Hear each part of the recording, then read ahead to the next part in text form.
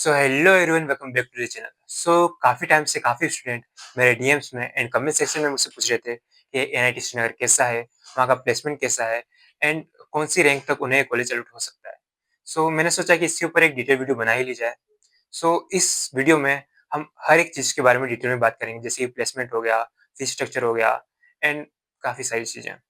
Start करते हैं। Introduction से स्टार्ट करते हैं। ये कॉलेज स्टेब्लिश हुआ था 1960 में एंड इसको एनआईटी का जो टैग मिला था वो मिला था 2002 में एंड इसकी एनआईएफ रैंकिंग 2025 के अकॉर्डिंग है 73 एंड ओवरऑल जो इसकी रैंक है वो 101 से 150 के रैंक बैंड के बीच में आता है एंड जो प्रीवियस ईयर इसकी रैंक थी वो 79 थी। मतलब पिछले ईयर से इस ईयर इसकी एनआईएफ रैंकिंग स्लाइटली इम्प्रूव हुई है। अगर हम इसके इंफ्रास्ट्रक्चर की बात करें तो ये कॉलेज 67 एकर्स में फैला हुआ है। मतलब जो हमारे बाकी के जो एनआईटीज है उससे थोड़ा छोटा है ये college. Class, laboratory, libraries, computer centres ये सब अवेलेबल है एंड कैफेटेरिया, कैंटीन्स वगैरह अवेलेबल है। अगर तुम्हें मेस का खाना अच्छा नहीं लगे तो फिर तुम यहाँ पे जाके खा सकते हो एंड मैक्सिमम टाइम तुम्हें मेस का खाना अच्छा नहीं लगेगा। एंड हाँ, मेस की बात कर ही ली है तो फिर वेज एंड नॉन वेज के लिए अलग अलग मेस नहीं है, एक ही मेस है बट उसकी टाइमिंग अलग अलग है वेज और नॉन वेज के लिए। एंड हर एक हॉस्टल के लिए उसकी एक मेस है। एंड अगर टोटल सम हॉस्टल की बात करें तो 8 बॉयज हॉस्टल हैं एंड थ्री शायद 3 गर्ल्स हॉस्टल हैं। एंड आगे बात करें तो एक जैन के बैंक अवेलेबल है, Jammu and Kashmir bank. And college में एक एटीएम भी था बट अभी पता नहीं वो कुछ रीजंस की वजह से बंद हो चुका है। बट फिर भी तुम कॉलेज के बाहर जाते ही एक एटीएम देख सकते हो। अगर तुम्हें कैश विड्रॉ करना है तो फिर तुम आराम से विड्रॉ कर सकते हो।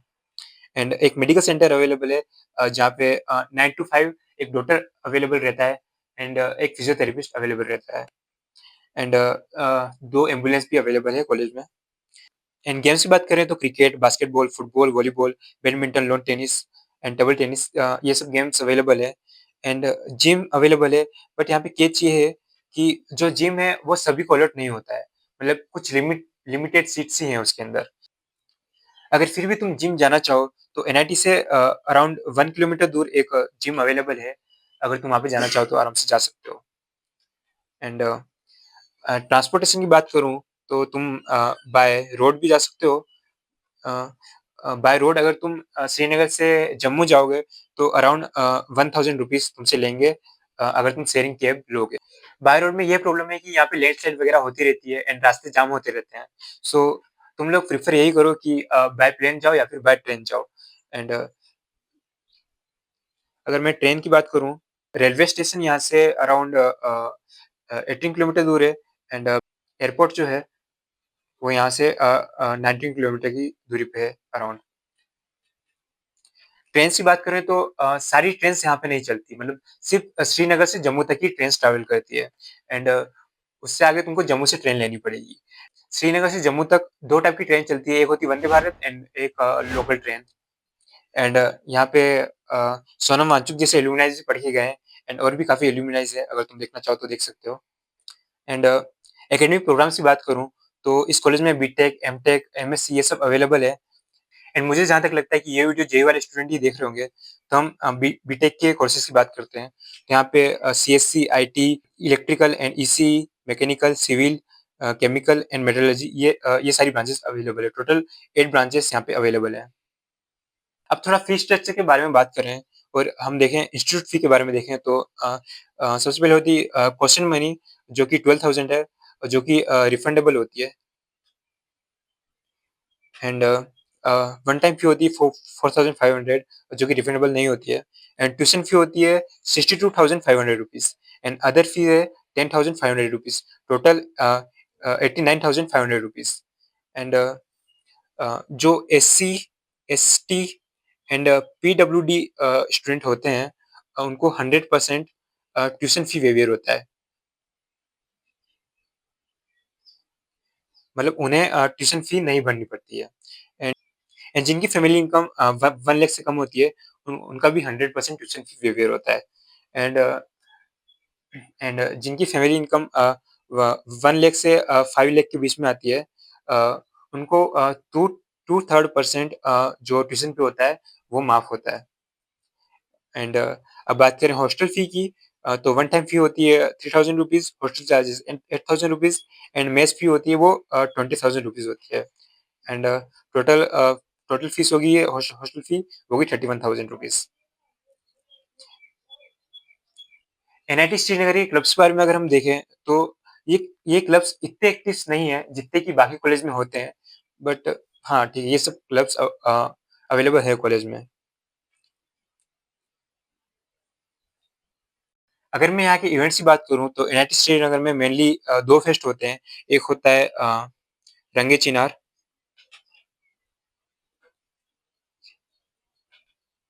जो कि एक कल्चरल फेस्ट है एंड एक होता है टेकवेगेन्जा जो कि एक टेक फेस्ट है। अगर हम पास्ट रिक्रूटर्स की बात करें तो काफ़ी बड़ी-बड़ी कंपनीज़ ने यहाँ से स्टूडेंट को उठाया जैसे कि सैमसंग हो गया, गूगल हो गया एंड विप्रो, अमेज़न काफ़ी बड़ी-बड़ी कंपनियाँ हैं। बट जो यहाँ का लास्ट ईयर का हाईएस्ट पैकेज रहा है वो 35.5 लाख के समथिंग रहा है एंड अगर हम इंटर्नशिप ओवरव्यू देखें तो टोटल 810 स्टूडेंट थे उसमें से 787 स्टूडेंट को इंटर्नशिप मिली है। एंड ब्रांच वाइज इंटर्नशिप अगर हम देखें तो तुम देख देख सकते हो सिविल के 91.8%, केमिकल के 81.6%, MME 98.8%, mechanical 89.7%, IT 100%, ईएलई 95.2%, ECE 96.9% and CSC 98.7% and overall 93.8% student की इंटर्नशिप लगी थी। एंड अगर हम लास्ट ईयर का पैकेज देखें तो फिर सबसे पहले तो ये मेन हाईएस्ट पैकेज केमिकल का mean 8.4 LPA, median 6 LPA, highest package 40 LPA and civil का median 6.5 LPA and highest 20.3 LPA. CSC का median 11 LPA and highest 19.2 LPA and इसी का देखें तो median 8 LPA and highest 19.2 LPA. Electric का देखें तो median 6.5 LPA and highest 18 LPA. IT median 8 LPA, highest 35.5 LPA and IT का ही लास्ट ईयर हाईएस्ट पैकेज रहा है एंड मैकेनिकल का median 7 LPA and highest 18 LPA. MME का median package 6.5 LPA and highest 14 LPA and overall देखें हम तो फिर जो मीन पैकेज रहा है ओवरऑल वो रहा है 8.9 LPA, median 8.5 LPA, highest 35.5 LPA and जो प्लेसमेंट परसेंटेज रहा है वो रहा है 76.94%। ये देख सकते हो तुम बेस्ट साइज एलिजिबल इतने स्टूडेंट थे एंड टोटल 504 स्टूडेंट प्लेस हुए हैं। इसके बाद एनआईटी श्रीनगर की अगर हम लास्ट ईयर की 2025 के अकॉर्डिंग क्लोजिंग रैंक्स देखें अलग अलग ब्रांच के अकॉर्डिंग तो फिर वो कुछ ऐसी रहेगी। मुझे पूरी टेबल्स वगैरह बनानी पड़ेगी। हाँ, सीएससी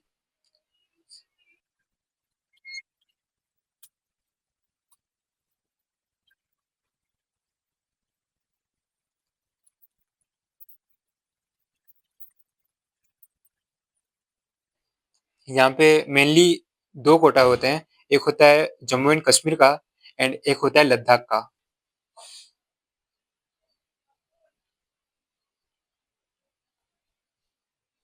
तो जम्मू एंड कश्मीर से 39,108 39,108 रैंक पे क्लोज हुआ है।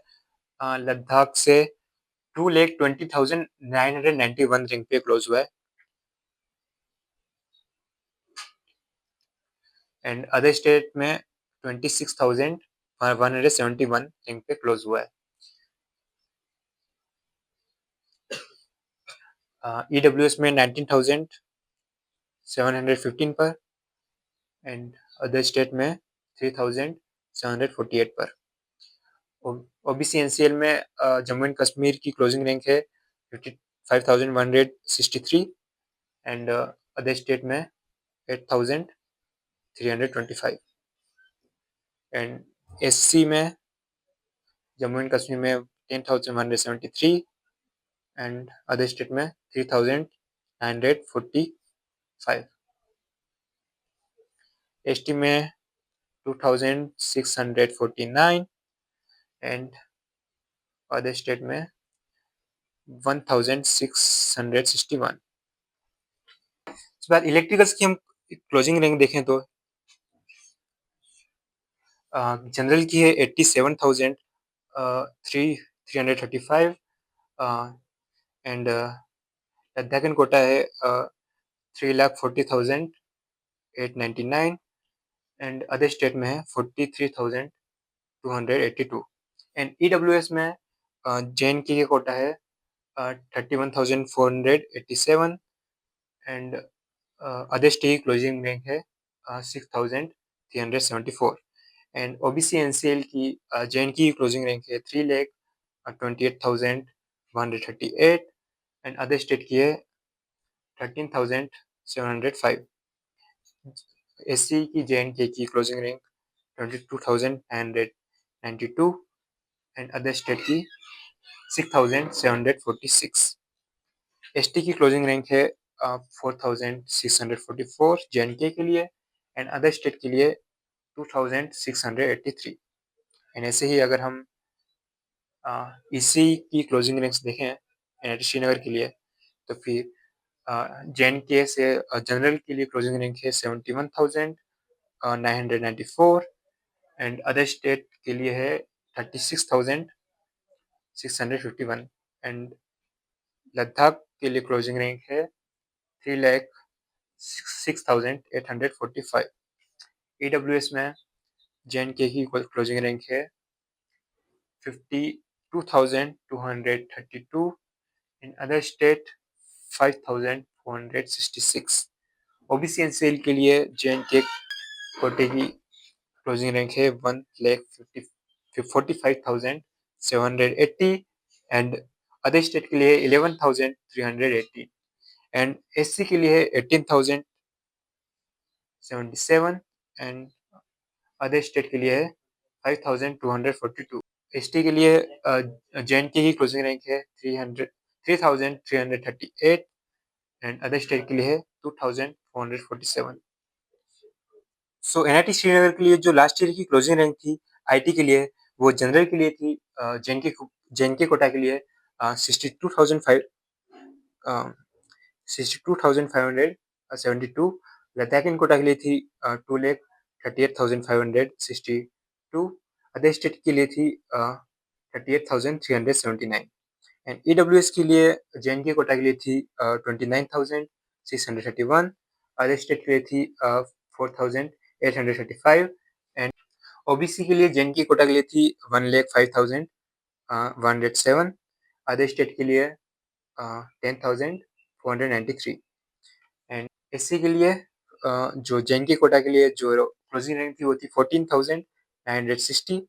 एंड अदर स्टेट के लिए 5,356 एसटी के लिए 3,156 एंड अदर स्टेट के लिए 2,388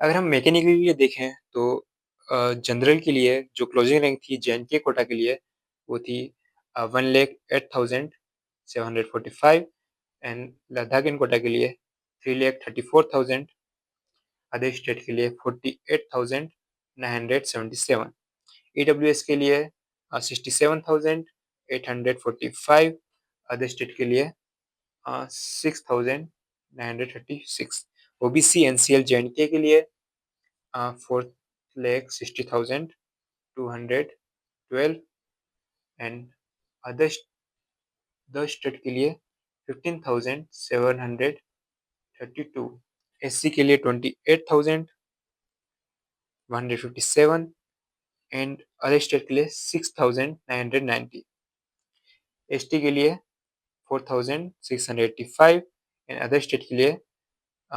2,678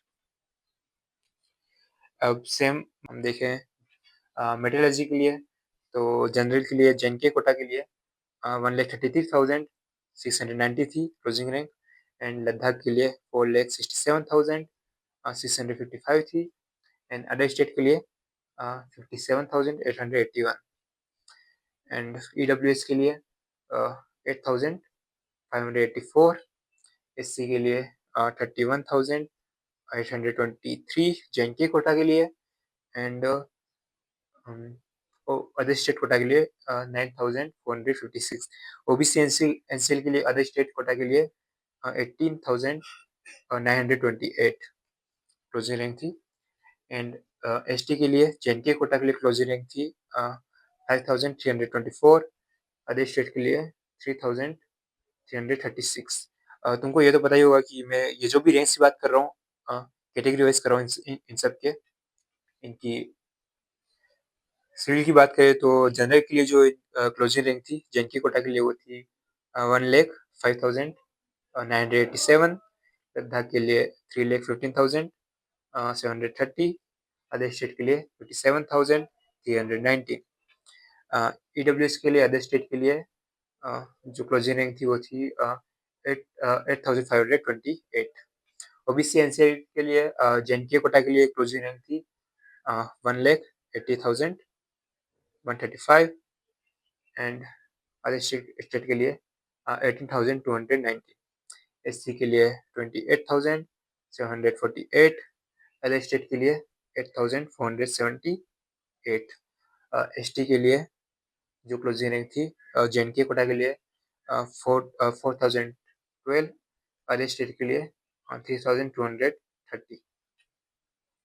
उसके बाद हम बात करें केमिकल के लिए, तो केमिकल की जो जनरल के लिए जेएनके कोटा के लिए जो क्लोजिंग रैंक जो थी वो थी 1,17,046, एंड लद्दाख कोटा के लिए थी 3,72,690, एंड अदर स्टेट के लिए थी 55,299, एंड ईडब्ल्यूएस जेएनके कोटा के लिए थी 76,360, अदर स्टेट के लिए थी 7,882, ओबीसी एनसीएल के लिए जो अदर स्टेट के लिए क्लोजिंग रैंक थी वो थी 17,681, एससी के लिए क्लोजिंग रैंक जेएनके कोटा के लिए थी 31,013, अदर स्टेट के लिए 8,583, जेएनके के लिए एसटी के लिए जेएनके कोटा के लिए थी 4,937, अदर स्टेट के लिए